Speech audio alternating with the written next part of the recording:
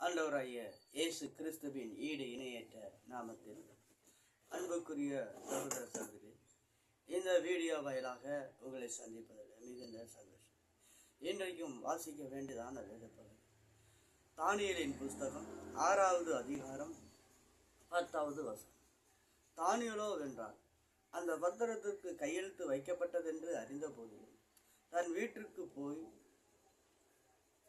தன் மேல் வீட்டு அறையில் எருசலேமுக்கு நேராக திறந்திருக்க அங்கே தான் முன் செய்து வந்தபடியே தினமும் 3 வேளையும் தன் தேவனுக்கு முன்பதாக முழங்கால் படியிட்டு ஜெபம் பண்ணி ஸ்தோத்திரம் பண்ணினார். அன்புக்குரிய சகோதர சகோதரிகள், இந்த வீடியோவின் வாயிலாக கர்த்தர் சொல்கிறது என்னவென்றால், இங்கே ஜெபத்தை குறித்து தான காரியத்தை பார்க்கிறோம். தினமும் 3 வேளை ஜெபம் தானியேல் செய்தது. தினமும் 3 வேளை ஜெபம் செய்தான்.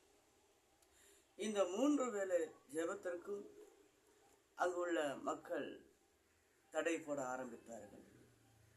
அந்த தடை போட்டு கையெழுத்தெல்லாம் வைத்த பின்பு ஆனாலும் இவன் அதெல்லாம் ஒரு பொருட்டில்லை என்று சொல்லி தான் முன் செய்து வந்தபடியே கையெழுத்து வைக்கப்பட்டது என்று அறிந்தும் அவன் ஜன்னல்களை திறந்து வீட்டிற்குள் போய் தன் எருசலேமுக்கு நேராக தன் கண்களை ஏறெடுத்து கண்களை நேக்கி அங்கே ஜெபம் பண்ணி வந்த முன் செய்து வந்த வழக்கத்தின்படியே செய்தான் என்று வேதவசனம் சொல்கிறது.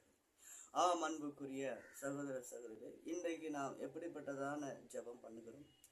ஏதோ கடமைக்காக ஜெபிக்கிறோமா? இவன் பார்க்கிறோம் 3 வேளை. ஒரு சில ஜெபங்கள் செய்த பின்பு மக்களுக்கு அதில் ஒரு விரக்தி, ஜெபம் ஏகப்பட்ட நேரம் பண்ணிவிட்டோம் என்று.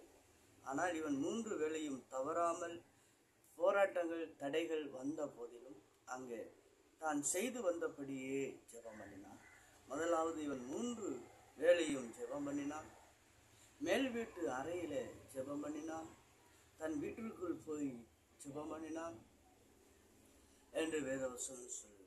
தேவனுக்கு முன்பதாக முழங்கால் படியிட்டு ஜெபம் பண்ணினான்.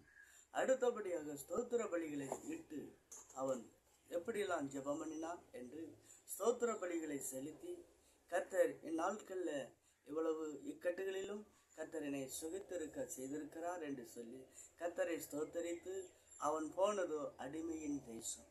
ஆனால் அடிமையின் தேசம் என்று எண்ணாமல் அவன் கர்த்தர் இந்த அடிமையின் தேசத்திலையும் என்னை சுயாதீனமாக இருக்க வைத்திருக்கிறார் என்று சொல்லி கர்த்தரை ஸ்தோத்தரித்தான்.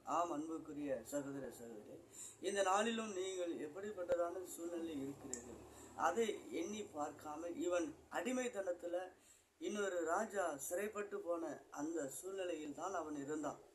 ஆனாலும் அந்த இடத்தில் அவன் சொல்கிறான், 3 வேளையும் தவறாமல் எப்படிப்பட்ட சூழ்நிலைகள் இருந்தாலும் 3 வேளை அடிமைப்பட்ட தேசத்தில், தன்னை சிறைப்பிடிக்கப்பட்ட தேசத்தில் 3 வேளை தவறாமல் ஜெபித்தான். சிறைப்பிடிக்கப்பட்டது போதிலும் இன்றைக்கு சில நெருக்கங்கள் உபத்திரவங்கள் வந்தவுடனே நாம் ஜெபத்தை கைவிட்டு விடுகிறோம். நேரம்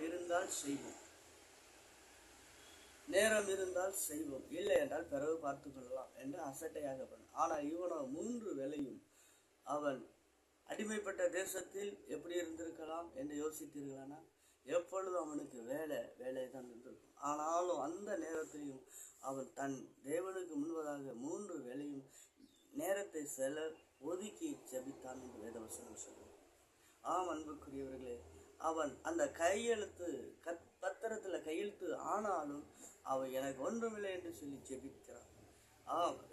அடுத்து வீட்டிற்குள் கடந்து போய் ஜெபிக்கிறான். அடுத்து வீட்டிற்குள் மேல் வீட்டு அறையில ஜெபித்தான் என்று சொல்லப்பட்டிருக்கிறது.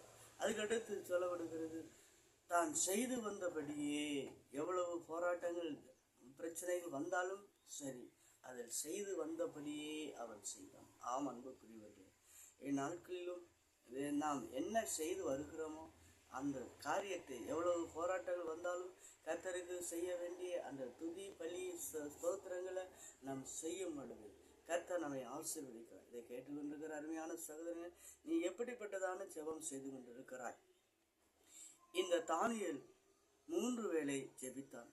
கையெழுத்து வைத்த போதிலும் ஜெபித்தான். வீட்டிற்குள் போய் ஜெபித்தான். மேல் வீட்டு அறையிலே ஜெபித்தான்.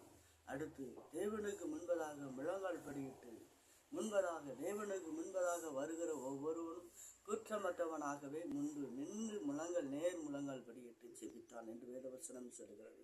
இதை கேட்டுக்கொண்டிருக்கிற அருமையான சகோதரனே, நீ யாராக இருந்தாலும் சரி, எப்படிப்பட்டதான ஜெபம் பண்ணிருக்கிறாய், இதை கேட்டுக்கொண்டிருக்கிற அருமையான சகோதரனே, என் நாளிலும் இந்த வேதவசனம் சொல்லுகிறது, நீ கேட்டுக்கொண்ட வார்த்தையின்படியே நீ செயல்படும்போது கர்த்தருடைய ஆசீர்வதிப்பார். கர்த்தருடைய இந்த நாள் உனக்காக நான் சேவிக்கிறேன்.